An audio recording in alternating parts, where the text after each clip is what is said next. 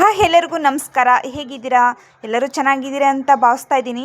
ನೀವು ಈಗಾಗಲೇ ನೋಡ್ತಾ ಇರ್ಬೋದು ಸ್ಕ್ರೀನಲ್ಲಿ, ನಾನು ಇವತ್ತು ವಿಧಾನಸೌಧದಲ್ಲಿ ಇದ್ದೀನಿ. ಇವತ್ತು ಬೇಗನೆ ವಿಧಾನಸೌಧಕ್ಕೆ ರೆಡಿಯಾಗಿ ಬಂದು ವಿಧಾನಸೌಧದಲ್ಲಿದ್ದೀನಿ. ನೀವು ಗಮನಿಸ್ತಾ ಇರ್ಬೋದು, ಇಂದು ಮಾರ್ಚ್ 6 ಆಗಿರುವ ಹಿನ್ನೆಲೆ 2026 ಮತ್ತು 27ನೇ ಸಾಲಿನ ರಾಜ್ಯ ಬಜೆಟ್ ಮಂಡನೆ ಆಗ್ತಾ ಇದೆ. ಇಂದು ನಾನು ಕೂಡ ಬಜೆಟ್ ಮಂಡನೆಯ ಸಂದರ್ಭದಲ್ಲಿ ವಿಧಾನಸೌಧ ಒಳಗಡೆನೆ ಅಸೆಂಬ್ಲಿಯಲ್ಲೇ ಇದ್ದೆ.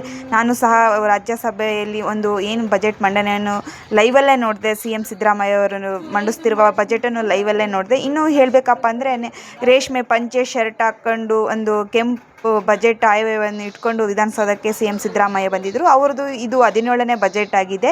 ಇದು 2026 ಮತ್ತು 27ನೇ ಸಾಲಿನ ಬಜೆಟು. ಇದು CM ಸಿದ್ದರಾಮಯ್ಯ ಮಂಡಿಸ್ತಿರುವ 17ನೇ ಬಜೆಟ್ ಆಗಿದೆ. ಎಲ್ಲರೂ ಸಹ ಕಾತುರದಿಂದ ಕಾಯ್ತಾ ಇದ್ದರು ಕೂಡ ಬೆಳಗ್ಗೆಯಿಂದನೂ ಸಹ ಬಜೆಟ್ ಮಂಡನೆಗೆ. 10:15ಕ್ಕೆ ಈ ಒಂದು CM ಸಿದ್ದರಾಮಯ್ಯ ಅವರು ಸಹ ಬಜೆಟ್ ಮಂಡನೆ ಸ್ಟಾರ್ಟ್ ಆಗಿದ್ದು, ಸತತ 3 ಗಂಟೆಗಳಕ್ಕೂ ಹೆಚ್ಚು ಕಾಲ ಸುದೀರ್ಘವಾಗಿ ಬಜೆಟ್ ಮಂಡನೆ ಮಾಡಿದರು CM ಸಿದ್ದರಾಮಯ್ಯ ಅಂತಲೂ ಹೇಳ್ಬೋದು. ಇನ್ನು ನಾನು ಕೂಡ ಅಲ್ಲೇ ಒಂದು CM ಸಿದ್ದರಾಮಯ್ಯನವರು ಬಜೆಟ್ ಮಂಡನೆಯನ್ನು ಲೈವ್ ಆಗಿ ಕೂತ್ಕೊಂಡು ನೋಡಿದೆ. ಹಾಗೆ ಒಂದು ಎಲ್ಲ ನಾನು ಪ್ರೆಸ್ಸಲ್ಲಿ ವರ್ಕ್ ಮಾಡೋದ್ರಿಂದ ಅದನ್ನು ಲೈವ್ ಆಗಿ ಎಲ್ಲ ಬರ್ಕೊತಾ ಇದ್ದೆ. ಹಾಗೆ CM ಬಜೆಟ್ ಆದ ನಂತರ ಪ್ರೆಸ್ ಮೀಟ್ ಕೂಡ ಮಾಡಿದರು. ನಾನು ಪ್ರೆಸ್ ಮೀಟ್ಗೂ ಸಹ ಅಟೆಂಡ್ ಆದೆ. ನೀವು ನೋಡ್ತಾ ಇರ್ಬೋದು, ನಾನು CM ಸಿದ್ದರಾಮಯ್ಯ ಅವರ ಬಜೆಟ್ನ ಎಲ್ಲ ಫೋಟೋಸು ಮತ್ತು ಅವರು ರೆಡಿಯಾಗಿರೋ ಗತ್ತು ಎಲ್ಲವನ್ನು ಸಹ ನೋಡ್ತಾ ಇರ್ಬೋದು. ತದಾದ ನಂತರ CM ಸಿದ್ದರಾಮಯ್ಯ ಅವರವರ ಒಂದು ಬಜೆಟ್ ಮಂಡನೆ ಪ್ರೆಸ್ ಮೀಟು ಸಹ ಮೀಡಿಯಾದವ್ರನ್ನ ಕರೆದು ಪ್ರೆಸ್ ಮೀಟು ಸಹ ಮಾಡಿದರು.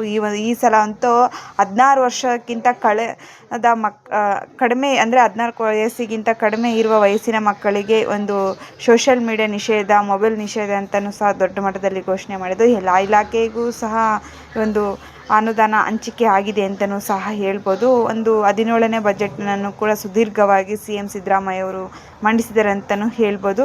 ಇನ್ನು CM ಈ ವರ್ಷ 2026-27ನೇ ಸಾಲಿನಲ್ಲಿ ಯಾವ್ಯಾವ ರೀತಿ ಒಂದು ಯೋಜನೆಗಳು ಜಾರಿಗೆ ಬರ್ತವೆ, ಯಾವ್ಯಾವ ರೀತಿ ಪ್ಲ್ಯಾನಿಂಗ್ಸ್ ಎಲ್ಲ ಇದೆ, ಬಜೆಟು ಸಹ ತುಂಬ ದೊಡ್ಡ ಗಾತ್ರದಲ್ಲೇ ಮಂಡನೆ ಮಾಡಿದ್ದಾರೆ. ಏನೆಲ್ಲ ಆಗುತ್ತೆ, ಸರ್ಕಾರ ಏನೆಲ್ಲ ಅಭಿವೃದ್ಧಿ ಮಾಡುತ್ತೆ ರಾಜ್ಯದ ಜನತೆಗೆ ಎಂಬುದನ್ನೆಲ್ಲ ಕಾದು ನೋಡಬೇಕಾಗಿದೆ ಅಂತಲೂ ಹೇಳ್ಬೋದು.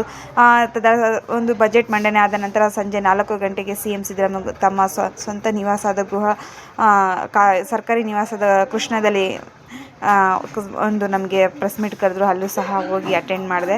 ಎಲ್ಲ ಸಹ ವಿವರಣೆ ನೀಡಿದರು. ಎಲ್ಲ ಬರ್ಕೊಂಡು ಬಂದ್ವಿ. ತುಂಬ ಚೆನ್ನಾಗಿತ್ತು. ಇದೇ ಸಲ ಮೊದಲನೇ ಬಾರಿಗೆ ನಾನು 2026-27ನೇ ಬಜೆಟನ್ನು ಪೂರ್ತಿಯಾಗಿ ಲೈವಲ್ಲಿ ನೋಡಿದ್ದು ಇದೇ ಫಸ್ಟ್ ಟೈಮ್ ಅಂತಲೂ ಹೇಳೋಕ್ಕೆ ಇಷ್ಟಪಡ್ತೀನಿ. ಮುಂದಿನ ವಿಡಿಯೋದಲ್ಲಿ ಭೇಟಿ ಆಗ್ತೀನಿ, ನೋಡ್ತಾ ಇರಿ.